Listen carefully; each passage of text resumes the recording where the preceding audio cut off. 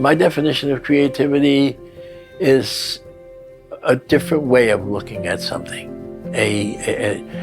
Everyone can look at something the same way, and I think the creative person looks at it and sees something else, sees something different. I'm looking at creativity not just in advertising, but in life. I don't know, I'm creative, but I don't know where it comes from. So I'm not really good at defining what creativity is. I'd rather just be creative.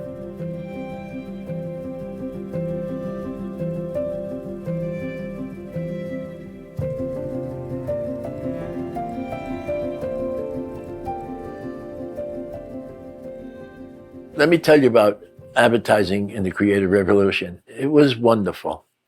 Yeah, there was sex, there was fun, there was drinking. God, everything that makes life worthwhile. And there we were in the middle of it. I'm lucky I'm still alive. My parents came from Italy. My father worked for the New York Times. And if I learned anything, what I got from my father was a work ethic. My father had 4 jobs at the same time.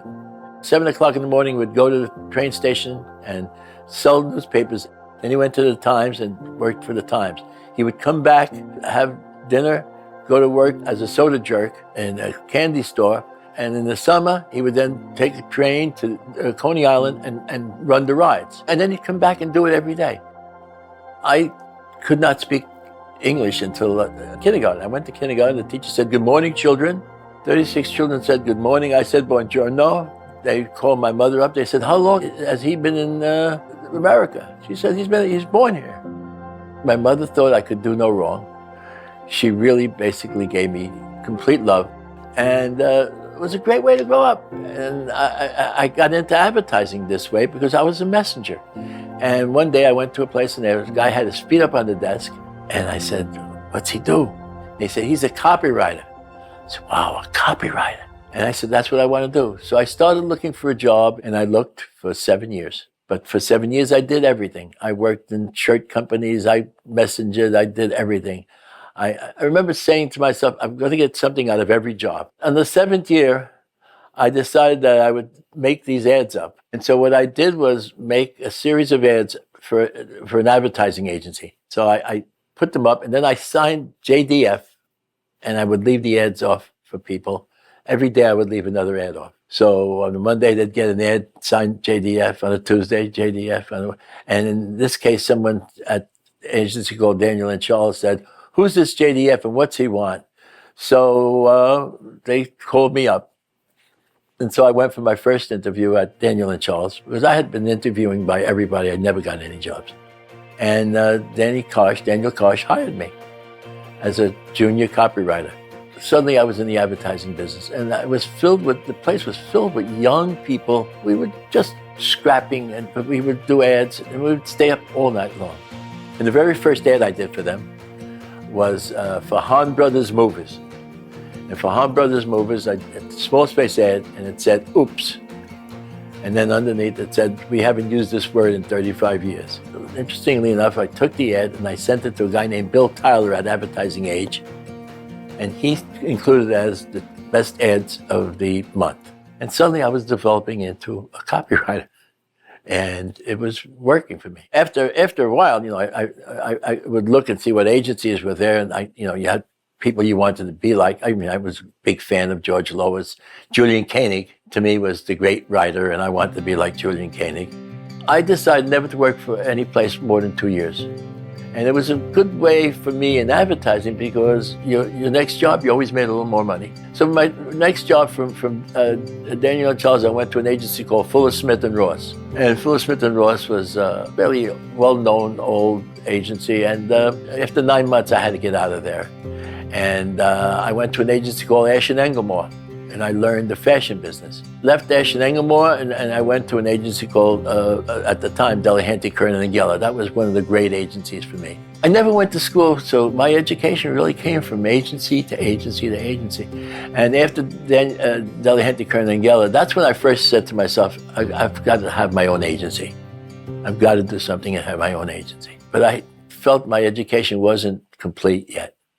So I went to work for Ted Bates. I went there to learn. I went there to learn packaged goods advertising because my sense of it was I was at a lot of great creative agencies, but they couldn't sell packaged goods. Doyle Dane Bernbeck was wonderful. They could sell Polaroid, they could sell Volkswagen, but they couldn't sell toothpaste. So I wanted to learn, and I learned a lot. I spent 1 year there, and I started my agency a few months later. It was Jerry Della, Femina and Partners, and we had Ron Trevisano, there was Frank Sipke, and Ned Tolmack. We started in a hotel because we heard that's where Mary Wells started her agency. And then we started getting scraps here and scraps there. We started doing ads for movies. At one point, we had this ad for this movie, and I gave it to my two other partners, to Frank Sipke and Ned Tolmack, and they came back and said, "We're leaving. We don't want to do this. This is a terrible movie." And so they left us. The movie was Rosemary's Baby. Now we're in trouble. It's Ron and myself wondering what to do because we're running out of money. And I said to Ron, "I know what we're going to do." And he said, "What?" I said, "We're going to throw a party." He said, "What?" I said, "We're going to throw a party. We're going to look successful." So we took the last of our money and we threw this party at L'Etoile restaurant. We invited everybody in advertising to the party. People were coming in talking about it. "Wow, this is great." It worked.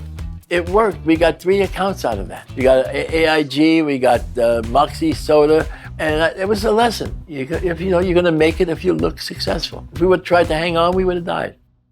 Our style in those years, and the thing that we did creatively in those years was we were a lot more controversial. We'd say things, there's one ad that I did for a condom company that said, a woman saying, "I enjoy sex, but I'm not ready to die for it." It was about AIDS. Talking about the ads that we did, Teacher Scotch was a lot of fun because we really basically, I decided, let's make a deal with the reader. Let's tell them we're going to entertain them. In return, they're going to have to read about our product. We had all these great comedians and people read the ads. And we did, packaged goods. We did Beck's Beer. We did Blue Nun Wine. We did Airwick. We did ABC, WABC. What we did an ad showing the CBS eye, and then we put a tear at the bottom of the eye. And what we said was, more people have switched from Channel 2 to Channel 7. And I got a call from Channel 4.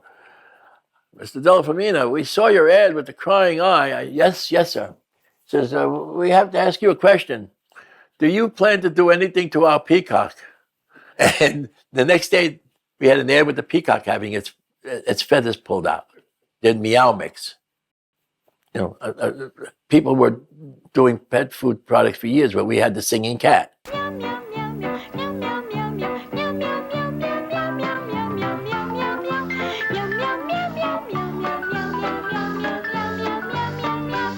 That sold a lot of product.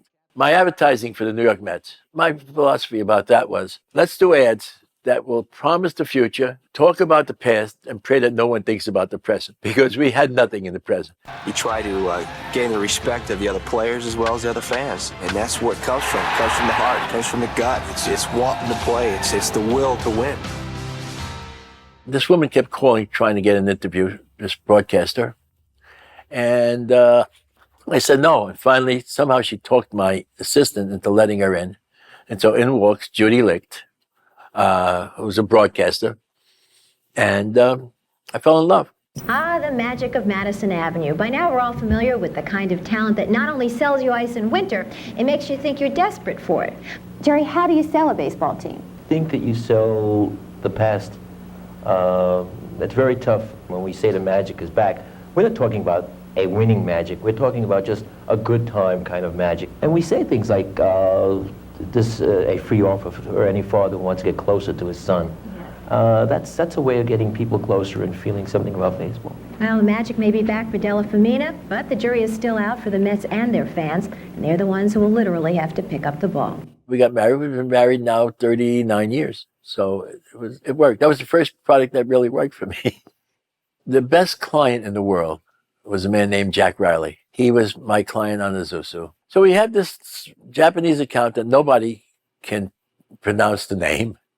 And I did the first commercial for that. Japanese man trying to teach this American how to say Azusa. And the guy's going, Izu. The guy's going, no, Izu. Izuzu. No, Izusu. Izusu. Ooh, ah, it's true. When you make a car this good, it doesn't matter what you call it. Japanese man said, "That's okay, kid. I can't say Chevrolet." In the middle of that, we had two young kids working in our Los Angeles office who did a commercial with a man lying, and it took off. I mean, Joe Isuzu. The new Isuzu Impulse Turbo, how does 950 miles per hour sound?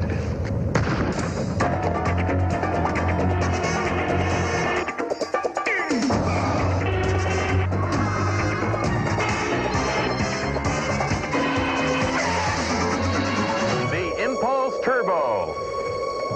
Faster than a speeding... Well, you know. We could have been crazy and wild, but at the same time, we were deadly serious about advertising. We knew what we had to do. We knew what we had to sell. We worked hard at it. This is my mom.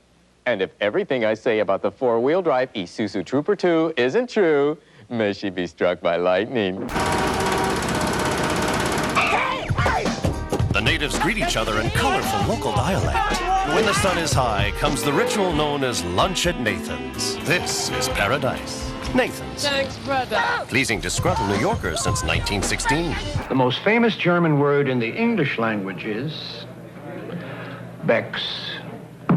Beck's, the #1 imported German beer. I recently invested a chunk of money on a sure thing. Know what happened?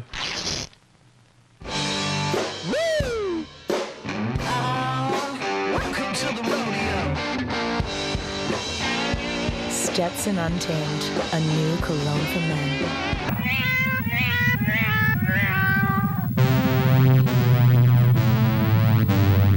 I drove it up here myself. So before this ever happens, use Dalgard coolant antifreeze. Because Dalgard is scientifically formulated to guard against corrosion. It's 10 o'clock. Do you know where your package is? See this new pleated bag? Only Ziploc makes it. It has a wide bottom, so it's a zip to fill, and it holds more, like 52 of your meatballs or one of mine. You like duck? When's the next plane to Phoenix? We have a delightful repast, as well as an extremely entertaining movie. Oh, when's the next plane to Phoenix? Wide-body seating availability, which I might add is the widest body seating availability available. Oh, when's the next plane to Phoenix? Next Tuesday. Next Tuesday? While some airlines offer extra fancies, at PSA we offer extra planes. This is a good place for a stick-up. This is a good place for a stick-up. Blue Nun, the wine that's special. Get rid of the silly jewelry. Ooh, silly! Did I say silly? Cut! You have my mom's word on it. Mom? We had fun. I'm proud of one thing. You know, people talk about, are you proud of this ad, that ad? I'm proud that just about everyone I know who worked at the agency has said to me, that was the best job I ever had. When you have that effect on people and people's lives, that's something to be proud of. But my book was the best thing that happened to the agency. The title of the book is interesting because I was at Ted Bates. We got to do something for Panasonic. We have to. I said, I've got it. I said, the headline is, from those wonderful folks who brought you Pearl Harbor.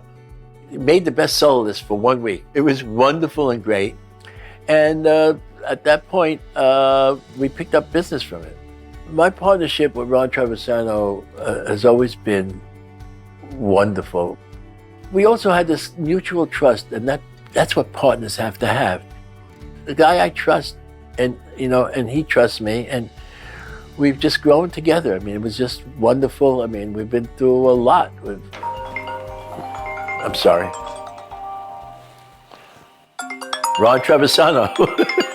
Well, I've been very fortunate. My family played a big part in my life because my wife, being a broadcaster, and she, has a sense of, she's creative. She's shot a million stories. I'll tell you the story of my brother. My brother wanted to go into advertising, and Judy Wald, who was an advertising personnel lady, said, your brother is in advertising. Maybe you should change your name. And he said, what's wrong with Joe? I'm going to, I've been in a lot of business. I owned a restaurant, I owned a newspaper. I hope to fail a few more times because it means I've tried a lot more things. That's the most important part about advertising. You have to have risk taking. You got to take risk, because if you don't, you're not going to make it. It's the greatest business in the world. And for me, I'm still in it. I mean, I'm the oldest person in advertising who's still in it. But I can't get out of it. It took me too long to find a job. I've had a wonderful start. And hopefully it'll be a nice finish.